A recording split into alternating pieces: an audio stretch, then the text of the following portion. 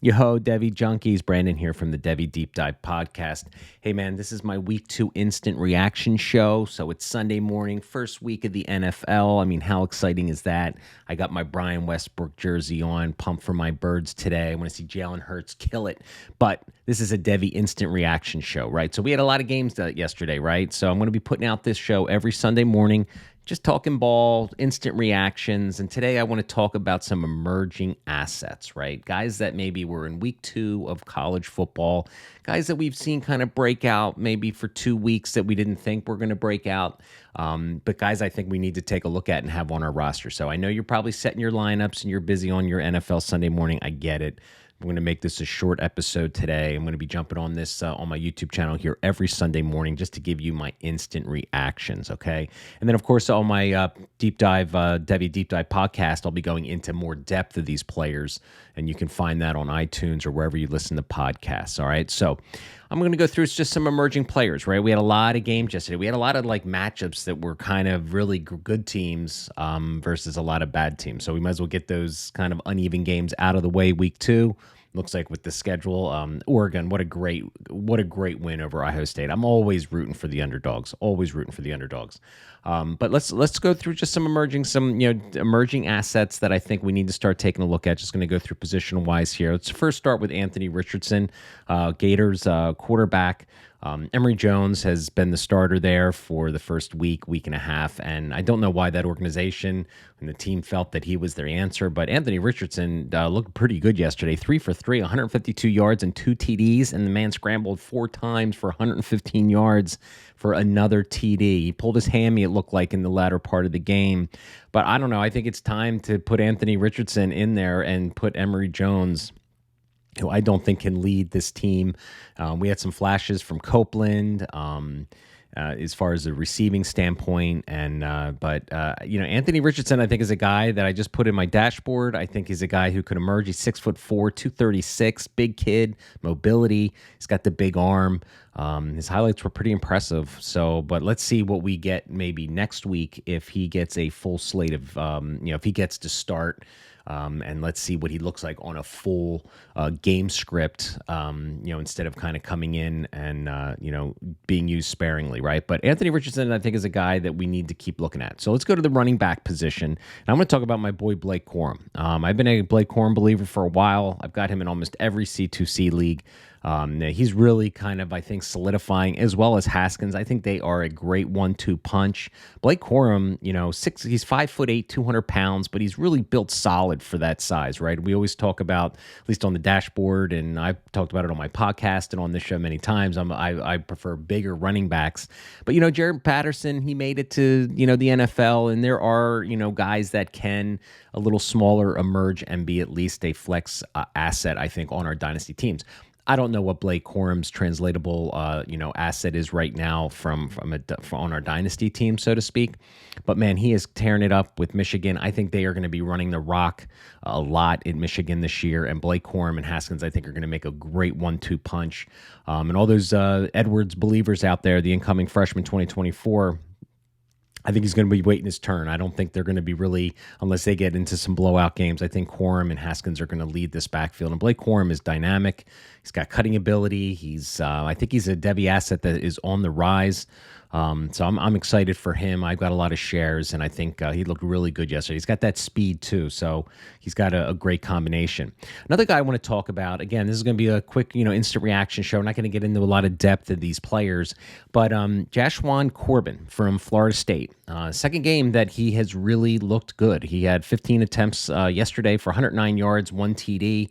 But I really he's 6'2", 221. He was a 2018 prospect. He was a 4-star prospect. He was, I think, the 8th or 9th all-purpose back in the rankings for 24/7 composite. But man, he's looked good for 2 straight games. There's another kid running the ball down there at Florida State too, so he's not the bell cow down there.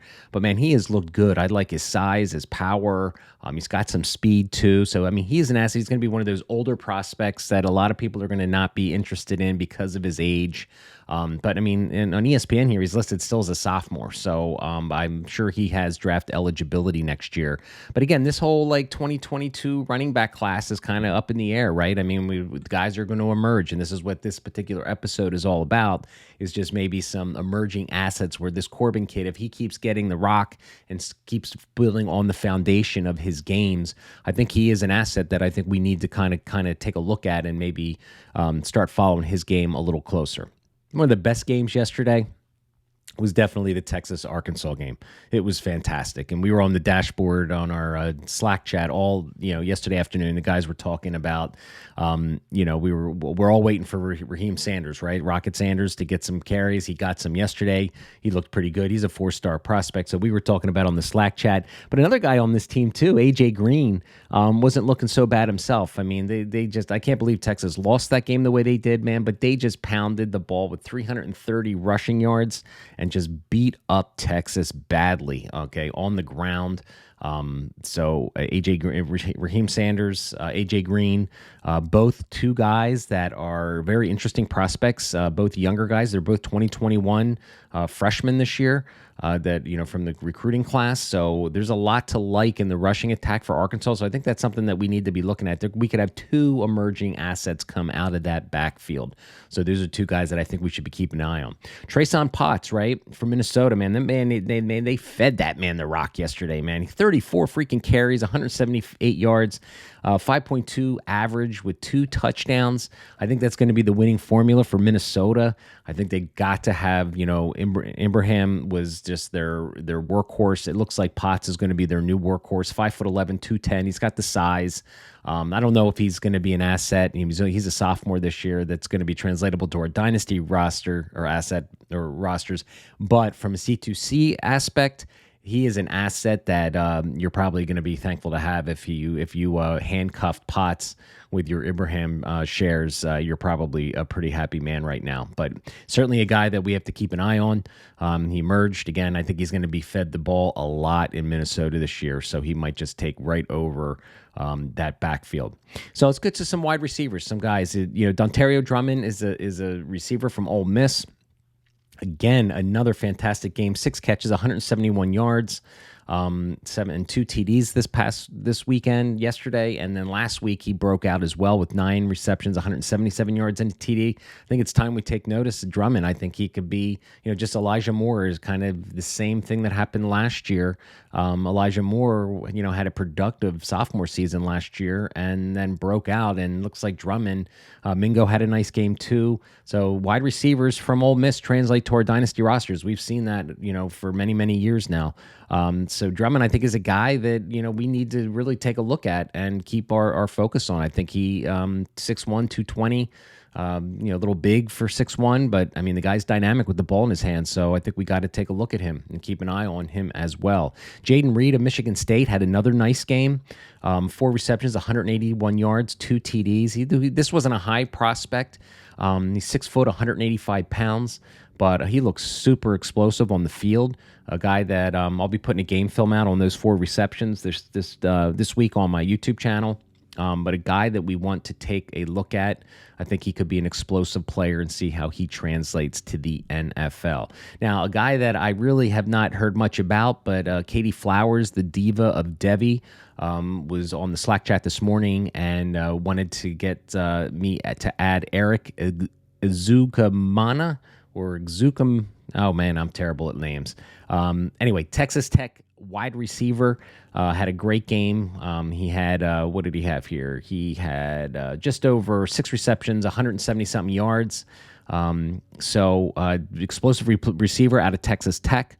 So when Katie talks about players, I'm going to listen because she is pretty in tune with the Devy world. And this kid, he's a junior, 6'3", 220 pounds, bigger kid. Have not watched his film, but I at least wanted to just pop it in this video because she was talking about him this morning on the Slack chat. Again, it's Eric Ezukamana.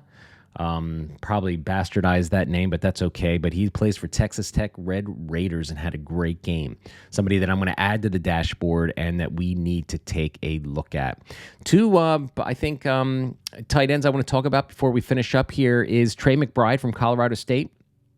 I think this kid might be emerging as one of the better tight ends of this upcoming class. He is a senior, 6'4", 260 pounds. Another very productive game, 8 receptions, 114 yards, and a TD.